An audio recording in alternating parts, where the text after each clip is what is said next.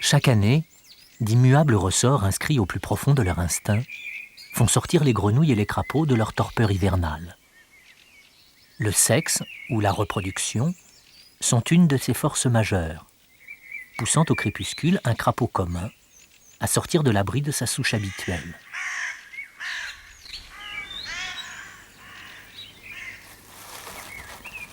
Aucun signe apparent n'extériorise la violence de ces pulsions. Pourtant, ce sont elles qui engendreront la farouche énergie permettant au cérémonieux animal de partir pour un très long et dangereux voyage à travers une jungle semée d'obstacles démesurés à l'échelle de ses maigres capacités physiques.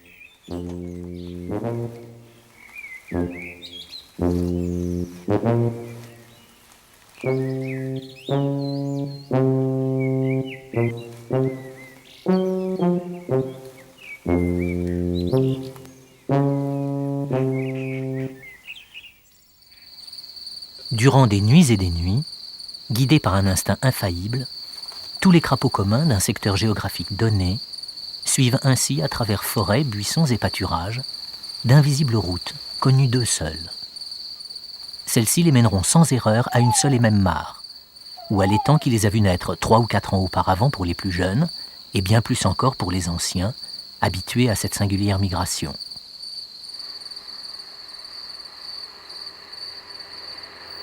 Rien n'arrête ces pèlerins mus par une force irrésistible, étendus vers un seul objectif, rejoindre leur lieu de reproduction. Au hasard des rencontres, d'étranges appareillages se constituent.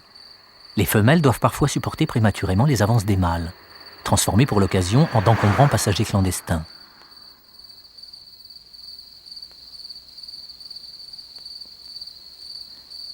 À pattes ou sur le dos de leurs compagnes, les crapauds les plus éloignés de leur site de reproduction auront parfois laborieusement parcouru jusqu'à 2 ou 3 kilomètres avant d'atteindre enfin la frayère.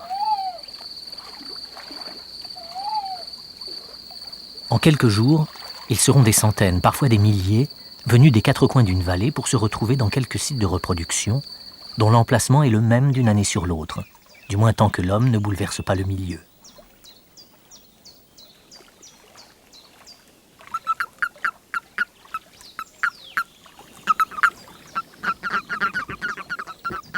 En règle générale, les crapauds mâles arrivent en premier, ou du moins sont-ils largement surnuméraires par rapport aux femelles. Leur frénésie reproductrice est à l'échelle de l'énergie considérable qu'ils ont dépensée pour atteindre ces lieux, si bien que les premières femelles qui atteignent l'eau sont littéralement assaillies par une horde de crapauds déchaînés.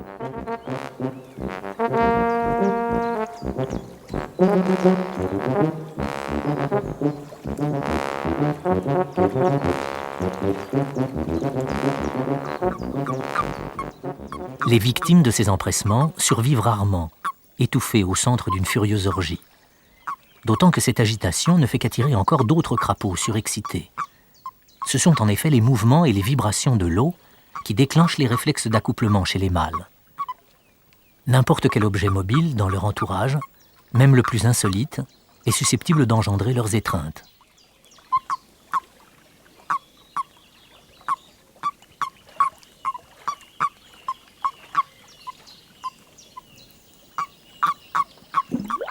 Durant des semaines, la recherche de partenaires est donc l'obsession permanente des crapauds. 24 heures sur 24, ils patrouillent inlassablement, à la recherche d'une nouvelle venue, n'ayant pas encore subi les assauts d'un de leurs congénères. À la première rencontre, le mâle saisit sa partenaire aux aisselles et l'enserre avec une vigueur telle qu'il semble définitivement visser sur son dos. Dans cette position, le mâle attend que la femelle expulse ses œufs pour les féconder au fur et à mesure de leur sortie. Le produit de ces étreintes est un long cordon gélatineux qui contient les 3000 ou 4000 œufs que chaque femelle est capable de pondre tous les ans. Les œufs de crapaud ne sont pas abandonnés dans l'eau au hasard. Au fur et à mesure de la ponte, les couples prennent un soin particulier à se déplacer à travers la végétation aquatique, contournant les touffes de plantes pour y suspendre leurs cordons.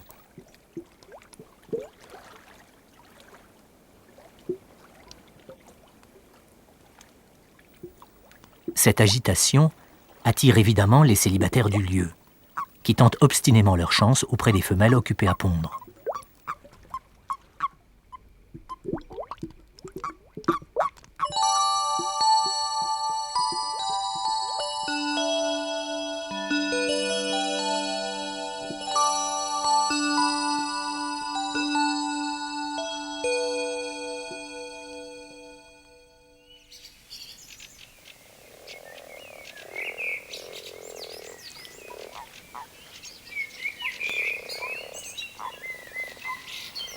La fin des frénétiques et orgiaques retrouvailles des crapauds se confond souvent avec le début d'autres amours, non moins agitées, qui sont celles des grenouilles rousses.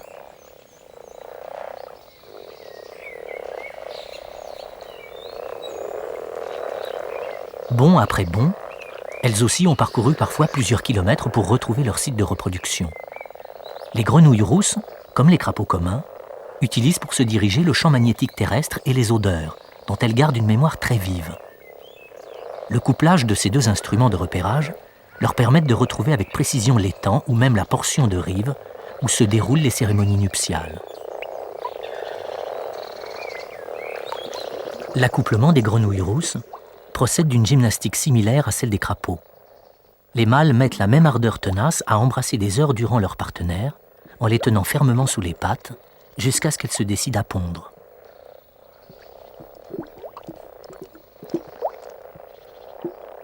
L'expulsion est très soudaine et se fait en synchronisme avec l'émission de la laitance blanchâtre du mâle.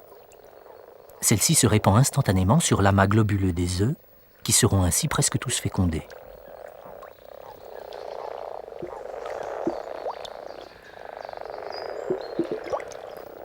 Immédiatement après la ponte, cet étrange caviar est abandonné à lui-même. Le ventre vidé, les femelles quittent rapidement la frayère, tandis que les mâles partent à la recherche de nouvelles conquêtes.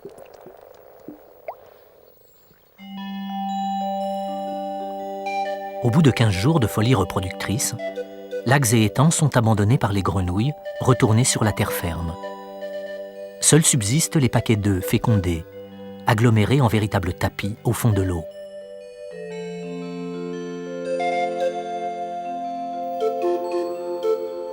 Depuis l'instant de leur ponte, les œufs de grenouilles ont subi quelques transformations. Tout d'abord, chacun d'eux s'est rapidement entouré d'une gangue gélatineuse destinée à les protéger des prédateurs et de l'invasion de bactéries ou de moisissures. Ensuite, une intense activité cellulaire a transformé les petites billes noirâtres en autant d'embryons plus ou moins mobiles qui se libèrent les uns après les autres de leur gluante protection.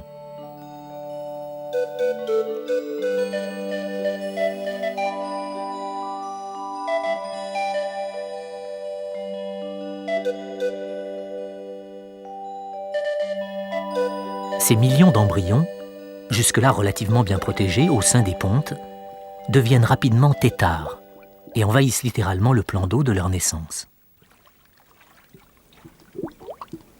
À partir de ce moment et durant des semaines, cette masse grouillante de matière vivante sera décimée par toutes sortes de prédateurs qui hantent le milieu aquatique.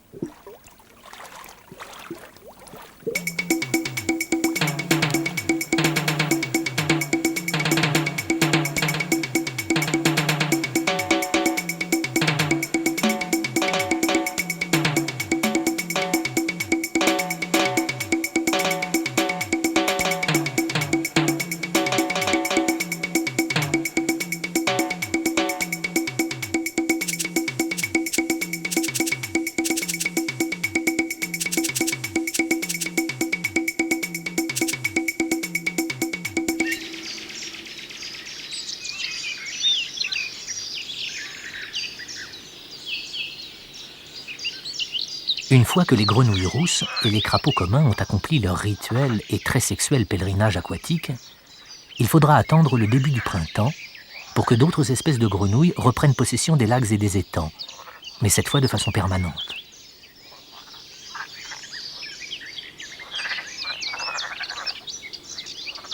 Au départ, l'invasion se fait plutôt discrète.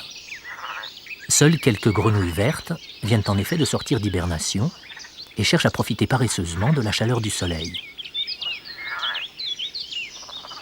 Elles ne sont pas les seules dans cette situation.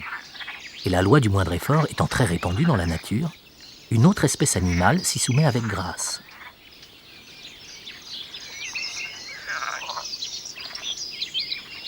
La couleuvre à collier fait en effet partie de ces grandes spécialistes de la sieste prolongée.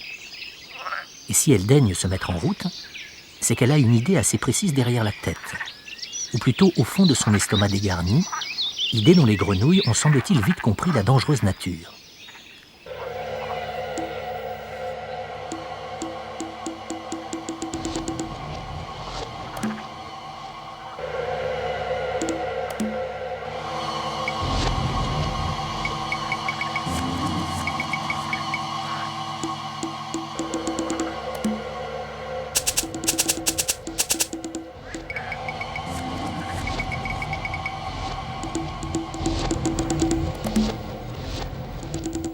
Mort d'une grenouille, parmi tant d'autres.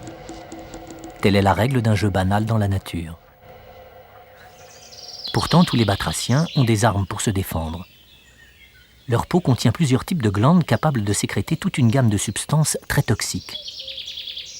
Le minuscule crapaud sonneur produit par exemple des sécrétions muqueuses extrêmement irritantes, capables de provoquer de sérieuses conjonctivites par contact avec les yeux. Côté glandes et pustules, le crapaud commun est lui aussi sérieusement équipé. Mais malheureusement pour lui et ses congénères, leurs principaux prédateurs sont insensibles aux poisons violents qu'ils fabriquent. Il leur a donc fallu trouver d'autres parades pour éviter le pire. L'une d'elles consiste tout simplement à se gonfler pour paraître beaucoup plus gros qu'on ne l'est.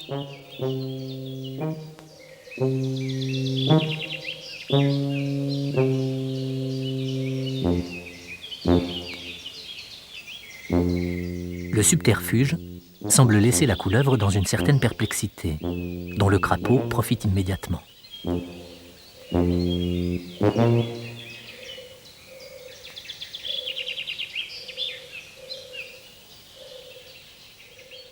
Le crapaud sonneur, aux sécrétions si agressives, utilise de son côté une tactique plus subtile encore. En opposition avec la couleur terne de son dos, l'évolution l'a doté de couleurs très vives sur sa face ventrale. En cas de danger, il se retourne vivement et expose son abdomen. Cela semble pouvoir dérouter l'adversaire ou encore lui rappeler le caractère totalement immangeable de sa petite personne.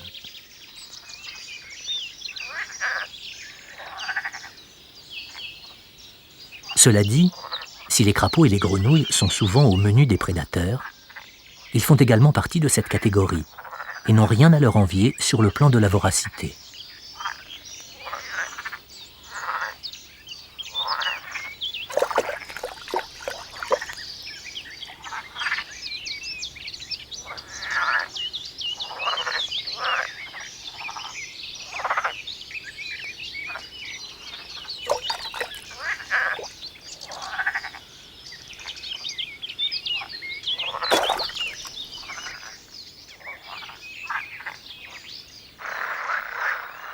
Les sons jouent un rôle important dans la vie des batraciens, en particulier en période de reproduction. Les grenouilles vertes ne font pas exception à la règle, et durant des semaines, les étangs sont noyés sous l'avalanche assourdissante et cacophonique des chants émis par les mâles à la recherche de partenaires. Ces manifestations vocales n'ont de signification que pour les membres d'une même espèce et laissent complètement de marbre d'autres habitants des lieux.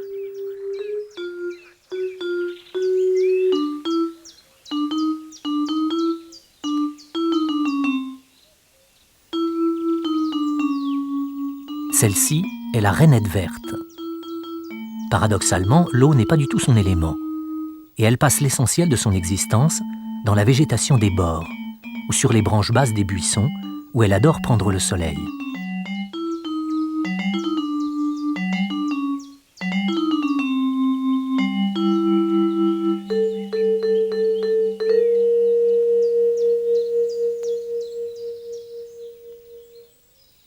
Nul mieux qu'elle, chez les batraciens, ne cultive l'art de la dissimulation et de l'acrobatie avec autant d'efficacité.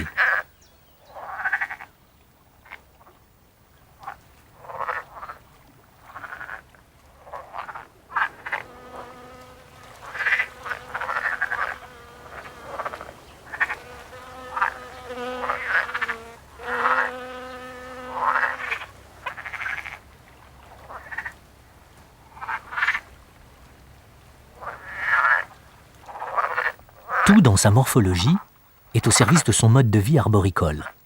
La couleur, bien sûr, la légèreté, la taille des pattes, et surtout les doigts fins, déliés, et terminés par de petites masses charnues, fonctionnant comme autant de ventouses qui lui permettent de s'agripper aux feuilles les plus lisses.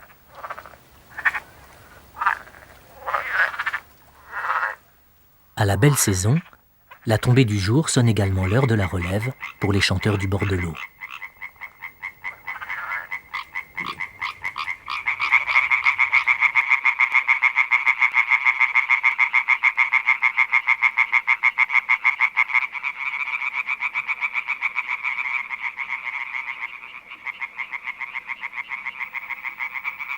Délaissant l'abri de la végétation et leur habituelle discrétion, les mâles de rainettes manifestent à leur façon leur ardeur amoureuse. Comme chez les grenouilles vertes, le chant est provoqué par la circulation rapide d'air entre les poumons et la poche du sac vocal, distendue à l'extrême.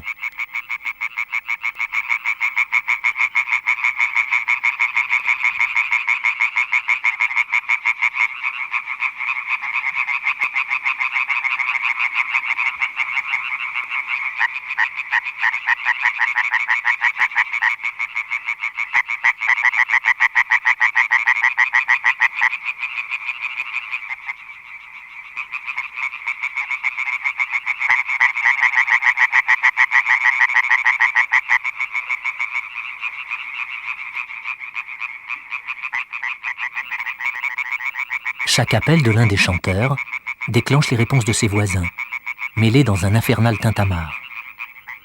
Le but est bien sûr d'attirer les femelles vivant aux alentours.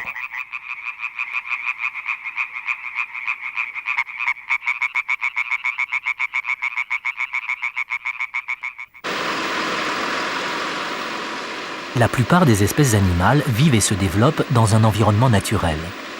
Mais la nature adorant faire des exceptions, certaines espèces sont à l'inverse particulièrement attirées par les milieux artificiels. Chez les oiseaux, le petit gravelot est de ceux-là, indifférent au bruit et au va-et-vient incessant des camions. Chez les crapauds, il faudra attendre patiemment la fin de la journée et l'arrêt des machines pour voir une de ces espèces originales mettre le nez hors de sa cachette.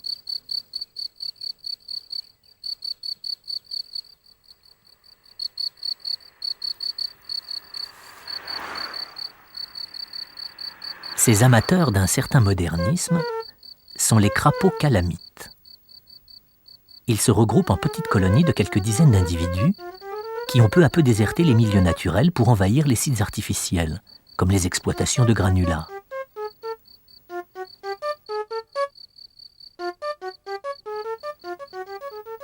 Terrés durant la journée dans les graviers ou le sable des talus créés par le chantier, ils sortent à la tombée du jour et gagnent pour se reproduire les bassins de décantation ou les grandes flaques laissées par les bulldozers.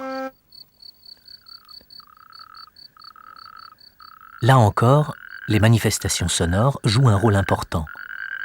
Elles assurent la cohésion du groupe et surtout permettent la localisation des mâles par les femelles, dont les discrètes visites sur les lieux de reproduction s'étalent sur plusieurs semaines.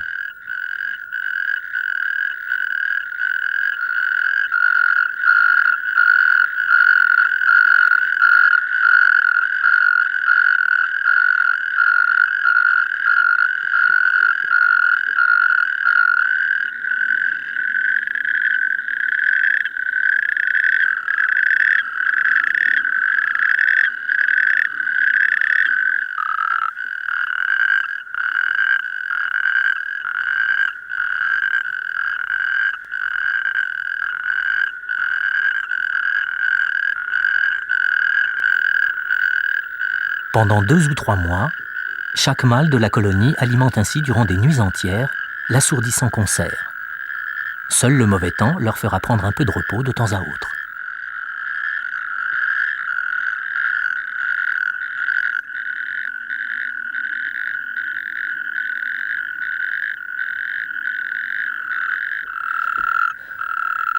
Les calamites ne sont pas les seuls crapauds amateurs de milieux artificiels.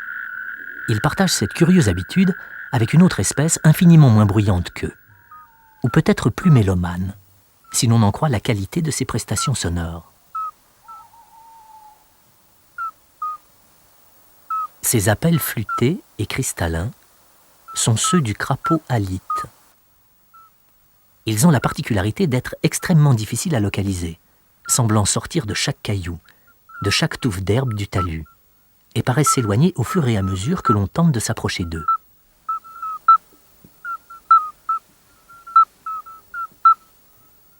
Les instrumentistes sont pourtant parfaitement immobiles, souvent à demi dissimulés au fond de leur terrier, ou tout simplement installés à 2 pas de leur entrée.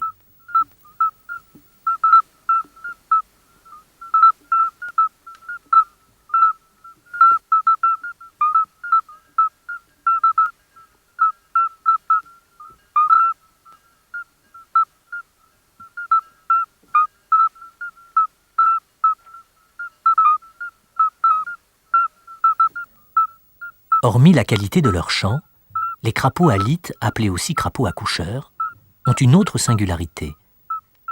Les mâles de cette espèce prennent en charge l'élevage des œufs que les femelles leur confient. Ce sont elles qui décident de leur futur partenaire. Très attentives aux prestations sonores de chacun des postulants, elles les écoutent longuement avant de faire leur choix.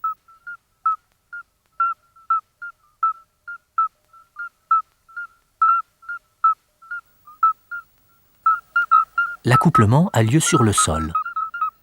La femelle expulse un chapelet d'œufs, réparti sur un cordon semblable à un élastique, que le mâle entortille immédiatement autour de ses pattes arrière.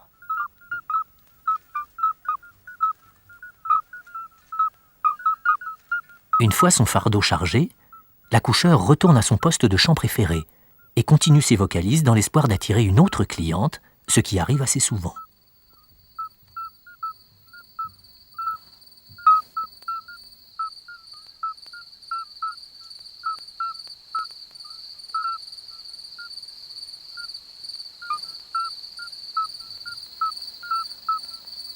Pendant une quinzaine de jours, le crapaud alite promène avec lui sa progéniture. Précieux chargement dont il prend un soin minutieux. Les œufs maintenus à la température idéale et au bon degré d'humidité donnent naissance à des têtards, enfermés chacun dans leur bulle transparente. Ils en sortiront lorsque leur père, averti par l'instinct, ira les tremper dans l'eau d'une mare toute proche.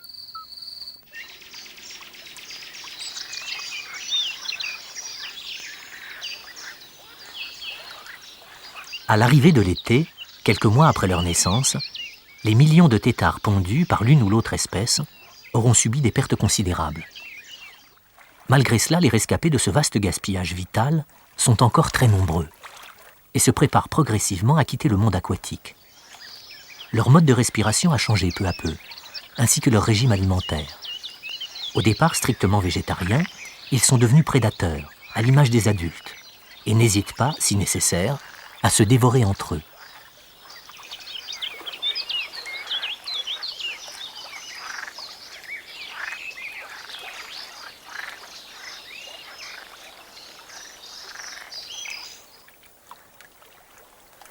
Parvenu au terme de ces métamorphoses, tout ce petit monde, crapelet ou grenouillette, a acquis sa forme définitive.